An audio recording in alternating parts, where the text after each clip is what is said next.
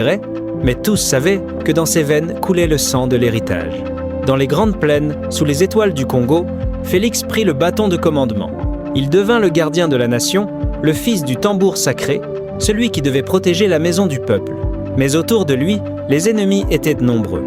Des traîtres, tapis dans l'ombre. Les hauts cadres de l'Union sacrée, une dizaine, et même un membre du présidium, dont j'étais le nom, m'a appelé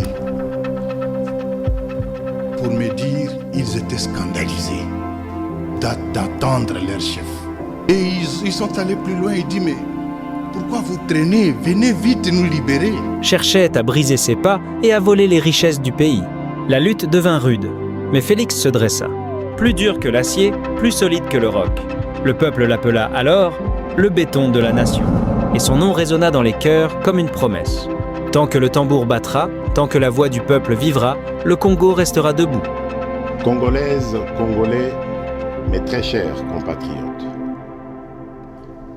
je m'adresse solennellement à vous en ce jour dans un contexte exceptionnel en rapport avec la situation sécuritaire que connaît notre pays dans sa partie orientale. Ce contexte d'agression et d'occupation des territoires dans le Nord Kivu est perpétré par le groupe terroriste dit du M23 avec l'appui avéré en hommes et en logistique du Rwanda.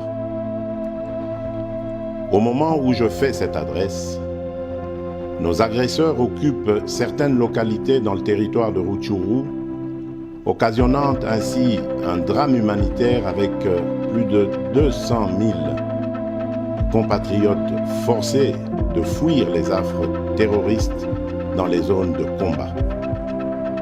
Ils se retrouvent en dehors de chez eux, sans logis, sans nourriture et sans soins. L'épreuve du feu. Chaque jour, de nouvelles ruses. Chaque nuit, de nouveaux complots. On murmurait dans les ruelles « Il tombera, il échouera ». Mais Félix ne céda pas. Il serra les poings, il affermit son pas et se dressa. On le compara au fer. Mais le fer peut rouiller. On le compara à la pierre. Mais la pierre peut se briser. Alors le peuple déclara « Il est plus dur que l'acier, plus solide que le roc. Il est le béton de la nation. » Chaque souffle qu'il donnait rappelait celui de son père, Étienne. Le tambour sacré battait encore, mais cette fois sous une autre main, une autre voix. Et dans l'immense terre du Congo, un nouveau chant s'éleva. Le destin du pays continue. Le tambour ne mourra jamais. Le béton de la nation veille.